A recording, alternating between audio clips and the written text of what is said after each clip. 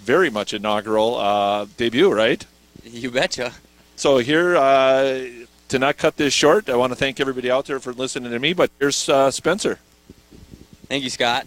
So as he said, this is my very first broadcast. I'm happy to be here and share a little bit of information about our bears with you guys today.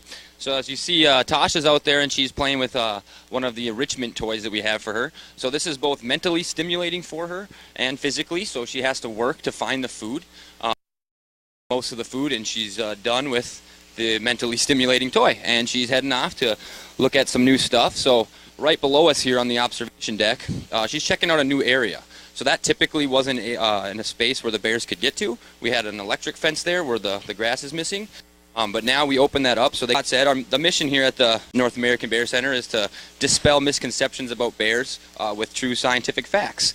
And so that's what we like to do here. And we also like to educate people about black bears. So as you see, Tasha's a little nervous. She's kind of skittish when she hears people moving around. So she'll kind of take off if she hears too much noise. And it looks like she's going to go grab a quick drink of water here maybe and get some fresh greens. So she does have 2.5 acres to roam by herself right now. Ted, Holly, and Lucky are all in their individual enclosures right now. So she has the whole 2.5 acres to herself. It is naturally wooded, and there are natural foods that she can forage for in the 2.5 acres. So it's not only the food that we give them, but they do forage for all kinds of stuff. So we have wild choke cherries, pin cherries, strawberries, blueberries, and raspberries, all growing throughout the enclosure, as well as many other foods. We do feed the bears, obviously. We primarily feed them fruits and veggies, so just like stuff that we would go get from the grocery store, like I said earlier. Strawberries and blueberries are some of their favorites. Watermelons are something that they very much like. We do not give them, people are very surprised to hear this, but we don't give them very much meat at all. Most of the protein that our bears get comes from a salmon-based dog kibble and nuts, believe it or not. So as you can see, Tasha's having some fun with the enrichment toy there, and she just got some more red grapes out of there, which is another fruit that we feed. And some of the interns there are throwing some cashews and peanuts and other nuts, and that's really where they get most of their protein from. So Tasha will go around and she'll use her sticky tongue to just pick up the food that she wants and not get all the dirt and the rocks and the sand that the stuff's laying on right now. But she can use her tongue to just grab the peanuts or the cashews that she wants, and then she doesn't get any of the sand and rocks in her mouth. And she's able to just put those down as quickly as she can pick them up. So Tasha will go ahead and clean up all the stuff that the interns have thrown out around here, and as well as probably finish up shaking the tube and getting all the grapes out of there. I can see she left some behind her, so she'll probably make her way back to grab all of those. Tasha is currently at 214 pounds. She's our smallest and youngest bear. She's only 3 years old. She's going to go to weigh herself, because that's how we get their weights. We put a little food in the trough there. They jump up on the scale, and then we can get a weight from the bears. We don't really need one from her today, so there's no food there. She was just checking out if there was food there. Tasha is a wild-born bear. Ted is our only captive-born, captive-raised, but Tasha was born in the wild. Now she is being captively raised. June is the mating season for bears here in the Ely area, so food is not a huge motivator for them. Right now, if you watch Tasha, she's obviously going for all the food and picking it all up. But this morning, getting Holly and Lucky back into their cages, we had a little bit of trouble because right now their biggest concern is mating. And we use positive reinforcement with food here to get our bears in and out of their individual enclosures and to get them to do things around the enclosure. And right now, they could care less about food for the most part. They are just more concerned with mating. So it was a little bit of a struggle this morning getting Holly and Lucky in, but finally we got them, and we're able to let Tasha out so she can get out. Ted's going to be going through his rest day today, so he won't be out in the main enclosure for most of the day. He's going to be just resting in his enclosure. He gets a rest day every once in a while when he's feeling like it. So today he decided that today was his rest day, so we're not going to take him out. So in bear society, females run the world.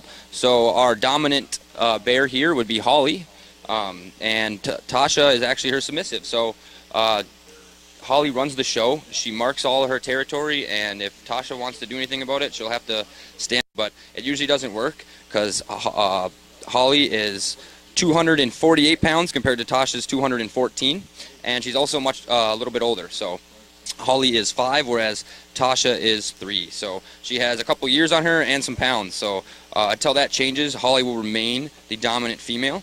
And she also tells Lucky and Ted what to do as well. So they listen to her because, as I said, females are the dominant sex in bear society, and they rule the world. So if anything wants to get done, they have to listen to how Holly wants it done. And whatever Holly says goes. So in previous years, Holly has chosen Lucky as a mate, but not this year. And that kind of angered Lucky. He's not too happy about it. He still thinks that he should be her mate, but he's not, and she chose Ted. So, well, she's interested in Ted. Ted, we don't let interact with Lucky right now, just because of this time of the year. You don't want them interacting right now because they would probably end up fighting over Holly. So we're just going to leave them separated, but she is interested in Ted, and Ted isn't interested. So this causes a little bit of bear drama here at the Bear Center, but the interns, Judy and Sharon, are all making sure that the bears are getting along and are out in the main enclosure with the other bears that they get along with. So we have Tasha's just finishing up getting most of her food here. Once again, those are mostly grapes and nuts that she got today on the enrichment. She's probably going to go take off. She looks like she hears something. She's looking over by the food shed. She's hearing John mess around doing some maintenance on the fence from that storm we had a while ago. That's about a week ago now. We're still fixing some little stuff here and there, making sure everything's shipshape after that storm.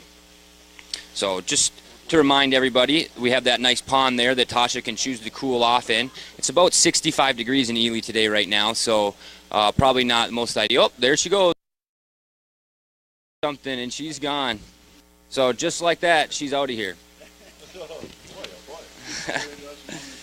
Yep, she hung out as long as she could handle, and she decided it was too noisy or too something and took off. So she's probably going to head back into a secluded area in the enclosure so she can hide and rest. Probably do some foraging, look around for some fresh greens, as she was eating some dandelions earlier down by the little drainage river.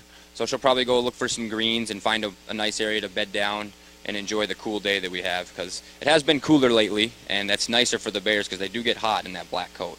But they do have the pool to cool down in. Maybe she'll come back later and take a swim. Well, that's what it's there for, to keep the bears cool.